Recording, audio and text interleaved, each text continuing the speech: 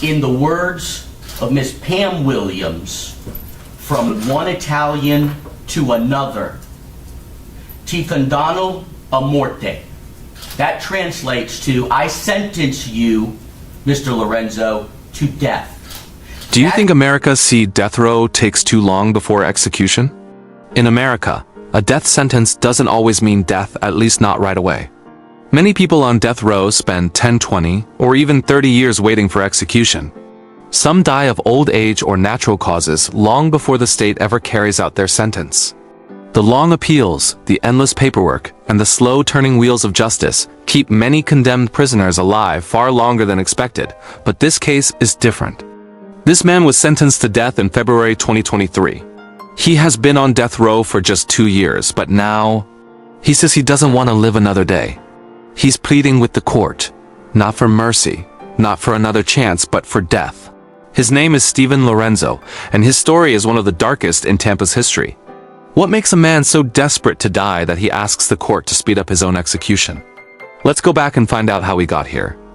It was a quiet Thursday morning in Tampa when the courtroom fell into stunned silence. Steven Lorenzo stood before the judge, his wrists chained, his voice calm. And then he said the words that would shock everyone present. I don't want to wait anymore. I'm ready to go. The judge looked at him, confused. Most people fight to escape death row. They appeal, they beg, they claim innocence. But not Lorenzo. He wanted the opposite. He told the court he was at peace with dying and that dragging things out was, in his words, a waste of taxpayers' money. This wasn't an impulsive comment.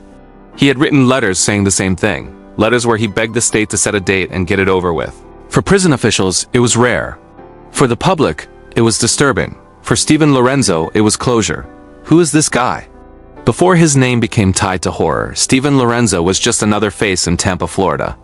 Neighbors described him as quiet and polite, the kind of man who kept to himself. But beneath that ordinary appearance was a darkness that no one saw coming. Back in the early 2000s, several men in the Tampa Bay area started disappearing. They were last seen at clubs or social events, then simply vanished. Families reported them missing, but there were few leads and little evidence. For a long time, it was as if the victims had just disappeared into thin air. Until detectives began noticing patterns and all the trails led to one man, Steven Lorenzo. He wasn't working alone. Authorities later found that he and his partner, Scott Schweikert, had been operating together. What followed were years of investigations that uncovered a web of crimes and shocking evidence. The case took years to come together. At first, Lorenzo was arrested on lesser charges related to illegal substances and was serving time in federal prison. But investigators didn't stop there. They quietly built a larger case, one that would link him to the disappearances of two men, Jason Galehouse and Michael Wachholtz. When evidence was finally strong enough, prosecutors charged him with first-degree murder. Lorenzo was brought back into a Florida courtroom to face what he had long tried to ignore, the truth of what he had done. Most defendants fight for their lives. Steven Lorenzo didn't. He shocked the courtroom by representing himself, refusing a lawyer, and announcing that he would plead guilty. He said he didn't want a trial, didn't want witnesses, and didn't want to waste the family's time. I take full responsibility, he told the judge. I'm guilty. Give me death. On February 24, 2023, the judge granted his wish. Steven Lorenzo was sentenced to death by lethal injection for the murders of Jason Galehouse and Michael Wachholtz.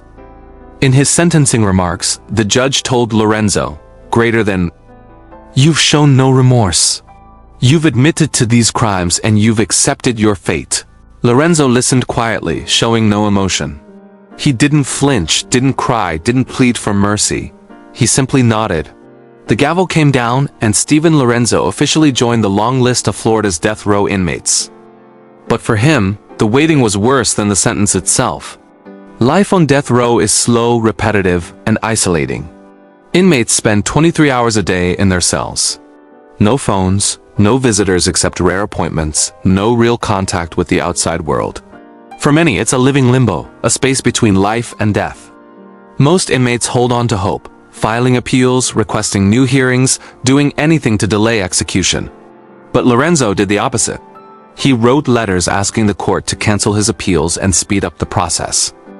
He told one reporter, Why make me sit here for 20 years? That's torture. I've accepted what's coming. He said he didn't want the state to spend another dollar on him. He didn't want to die of old age in a cell. He wanted his punishment carried out now, quickly, directly, and on his own terms. Psychologists who study death row inmates say this kind of request often reveals a complex mental state. For some, it's about guilt. They feel they deserve to die. For others, it's about control. The only thing they can still choose is how soon they die. After years of isolation, the walls close in. The silence becomes unbearable. Every day feels the same.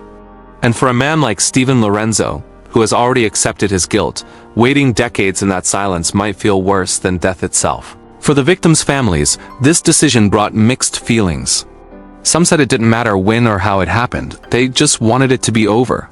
Others said they didn't want him to escape justice too quickly. One relative told reporters, "He took our sons from us. He doesn't get to choose when to go. The system decides that," another said. "If he's ready to face his punishment, then let him. Maybe that's the only peace we'll ever get." It's a strange kind of justice, one where the killer himself is begging for the sentence to move faster. As of 2025, Steven Lorenzo remains on death row at Florida State Prison. He has waived all his appeals and has filed legal papers requesting the court to finalize his execution. He spends his days reading, writing letters, and rarely speaking to other inmates. According to officials, he's calm and cooperative, almost too calm. He told one interviewer that he's made peace with God and no longer fears death. He believes it's the only way to close his story for good. But even as he asks for death, the system moves slowly. There are reviews, approvals, and procedures that can take months, even years. And so, Steven Lorenzo continues to wait for the very thing he says he wants most. The story of Steven Lorenzo raises difficult questions about the American justice system.